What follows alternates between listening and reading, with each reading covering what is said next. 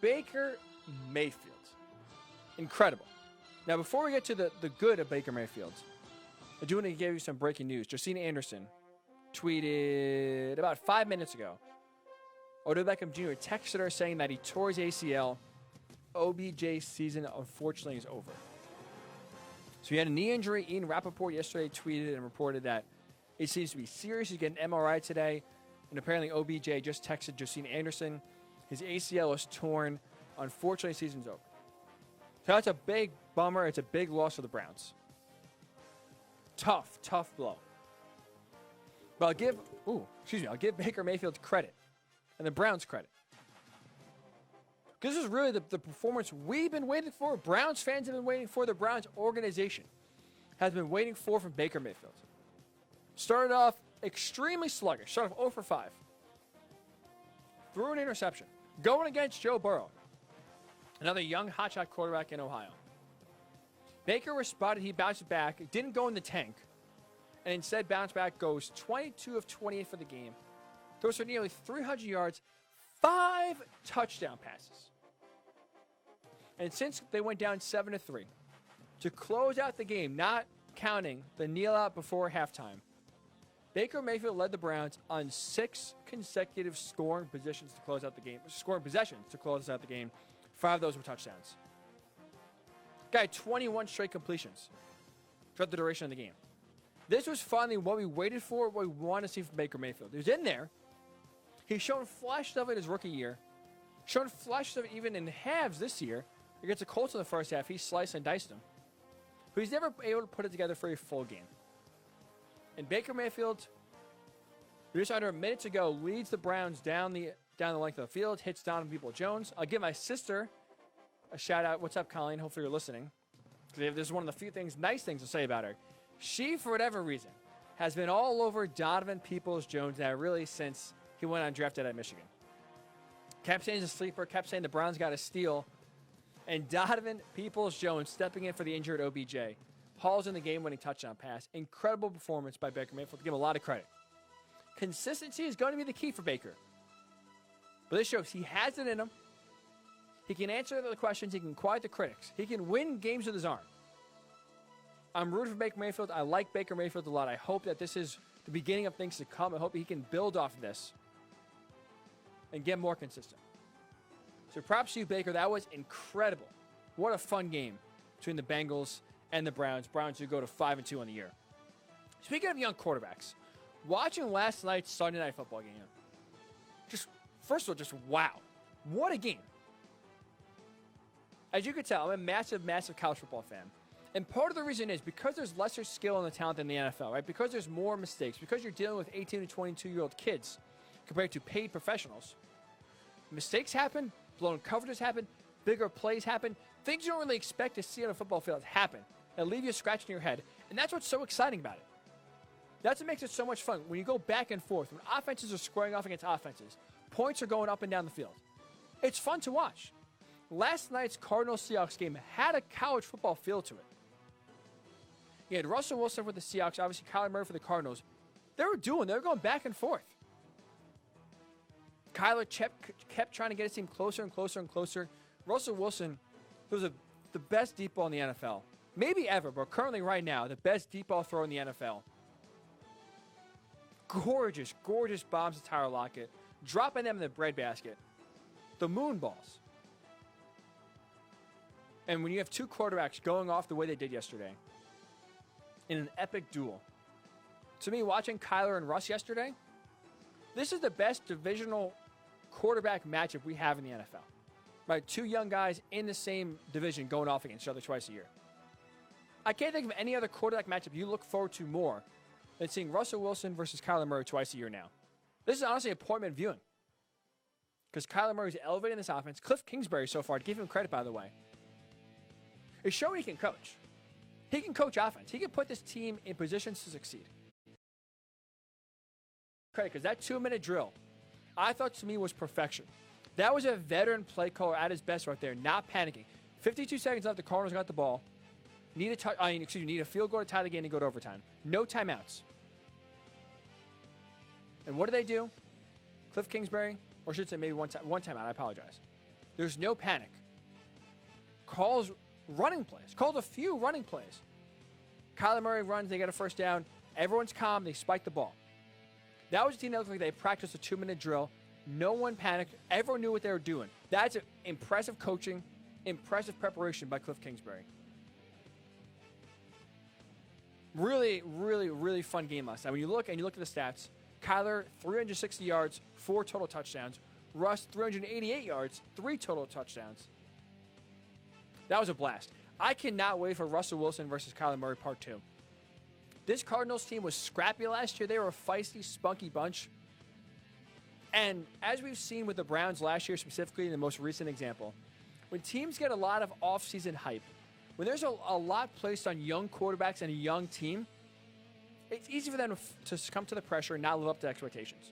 The Browns, people thought they were going to the Super Bowl last year. Now, not a lot, but there's Super Bowl talk. There's playoff talk. There's division winning talk. As we know, they fall flat on their face. They couldn't live up to the hype. There was similar hype to the Cardinals this year. A lot of people thought they were going to make the playoffs. A lot of people expected a big jump for Kyler Murray in year 2. Bucky Brooks, very established and respected NFL scout, had Kyler Murray winning his MVP this year in year number 2. Now, Kyler hasn't put up MVP numbers every week. But to the Cardinals' credit, they have played some really good football. They have looked really good. 5-2 on the year. So far, living up to expectations in a tough and brutal NFC West, where every team is above 500. With the way the 49ers have bounced back, there's legitimate chance and there's legitimate thought that every team in the NFC West can make the playoffs this year. So a tough division so far. Credit to the Cardinals, credit to Kyler Murray, credit to Kliff Kingsbury. They have things rolling out there in the desert. How about feisty Aaron Rodgers? Got, little tussle, little bristly, little testy with the local media this past week. Last week they were blown out by the Buccaneers. Aaron Rodgers threw a few picks, threw a pick 6. The offense was just overwhelmed by the Buccaneers defense. Tom Brady looked good. The Buccaneers team looked good. They looked very well rounded. Last week was the first time that we've seen this year where the Buccaneers looked like a complete team. Offense, defense, special teams. And the victim, obviously, was the Packers. So after getting a little frustrated with some of the questioning, after getting a little frustrated with some of the doubt maybe with the Packers that maybe their success was a fluke, maybe truly not indicative of how good this team is, Aaron Rodgers comes out. Now, again, it's a bad Texans team. But he comes out when he's fired up, when he's pissed off, goes a cool 23 of 34 for 283 yards, 4 touchdowns, blows out the Texans, looked motivated, looked locked in, was laser focused.